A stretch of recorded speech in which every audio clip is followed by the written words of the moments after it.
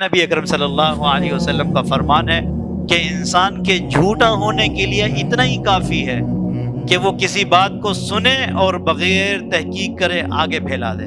آپ کرتے ہیں نا شیئر، یہ شیئر کا لفظ ہم نے ابھی نکالا ہے، حدیث کے لفظ ہیں، ایسی بات کو آگے پھیلا دے، آگے کر دے، وہ انسان جھوٹا ہے۔ انسان کے جھوٹا ہونے کے لیے اتنا کافی ہے۔ آپ ایک بات سنتے ہیں، پتہ نہیں کتنے ملین میں باتیں شیئر ہو رہی ہیں، وہ بیچارہ اس عمل کی طرف کبھی قریب کیا ہی نہیں، تو ضروری نہیں آپ نے ہر چیز پر رائے رکھنی ہے۔ من سمعت نجا، جو خاموش رہا اس نے نجات پا لی۔ جس پر آپ نے دیکھا ہے، آپ جانتے ہیں، آپ کو معلوم ہے یہ چیز ہے، آپ وہ بات کریں، آپ کو دین اسلام نے حق دیا۔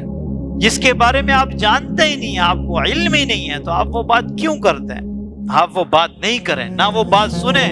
کوئی کرے تو محفل میں کہیں بھائی یار ایسی باتیں نہ کرو، غیبت نہیں کرو۔ آپ یہ سمجھتے نہیں غیبت کیا ہے؟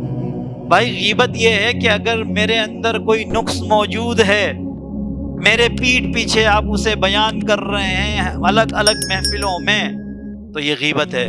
زنا سے زیادہ بڑا سخت گناہ غیبت ہے، اور غیبت سے بڑا گناہ بہتان ہے۔